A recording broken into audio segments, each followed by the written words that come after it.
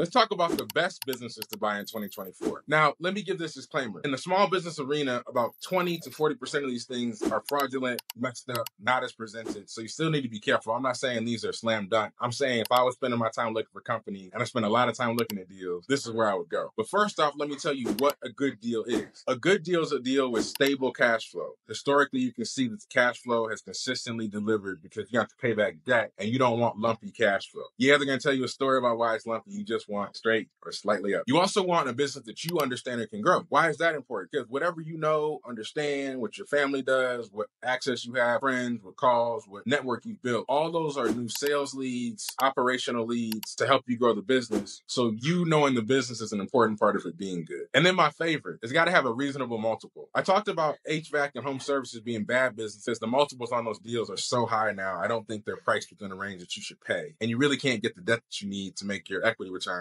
sufficient. So you need to think about deals that not everybody else is running after that are still highly valuable. So let's talk through some examples. All right, durable medical equipment. What the heck is that, Elliot? A lot of you guys snore when you sleep, and there's a CPAP machine or PPAP machine. You may slip and fall, break your leg. You need a wheelchair. You may need a shoulder brace. I had shoulder surgery recently. These are companies that provide all those medical products primarily for older people that are taking care of themselves in their home. They're not in hospice yet, but they need help. It might be a bar that somebody needs to put in your grandmother's shower so she can hold on to it and not fall. These businesses are referred by doctors, paid by insurance, but the customers are people that, are you shopping your CPAP or PPAP machine when your insurance is paying? No, you're walking in the one they recommended, you're buying it, there you go. Those businesses operate at 25 to 30% margin, amazing business. Another one, roll-off containers. What the heck are those? Go to a construction site, you're going to see like a 20 to 30 foot dumpster that all that asbestos, all of that crap, all of those bricks, all of that wood, it goes right in there. And there are companies that drop those things off. They get called when they're full. They pick them up. And in places where there's a lot of construction, a lot of new home builds, people are moving. You're getting people moving out of California to Texas, moving out of New York to Florida. In these places where they're ending up, those are great places to get roll-off container companies. They're boring. They're simple. There's not 100 people lining up.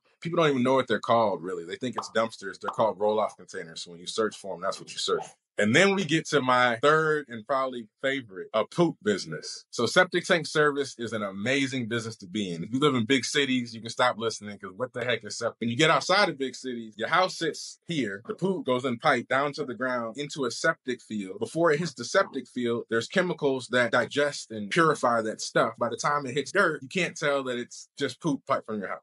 So there are companies that both create these systems, maintain these systems, and deal with. Now, I had one when I was growing up. When your septic field does not work and your front or side yard smells like poop, you're calling somebody immediately. You're paying whatever they charge, and you want them there today fixing it. It's not one of those things where it's like, well, let me price it for a week and decide, put it on a whiteboard. No, you're paying the price that they're charging. Whoever can get out there fastest is going to get the money. And although it doesn't smell great, instead of it being a regular trucking business, so think of a regular trucking business doing 9 to 13% margins, running stuff up and down the East Coast. These are essentially trucking businesses, almost reverse distribution businesses. They're just dealing with poop and dealing with plumbing and that kind of thing. And they're operating at 20, 25% margin. So these are the three best types of businesses to buy in 2024. And I gave you the rationale on how you should evaluate any deal that you look at. And that's how you win in 2024 buying business. What you should do next is watch the other videos that are suggested here so you can actually take the next step in buying your dream business.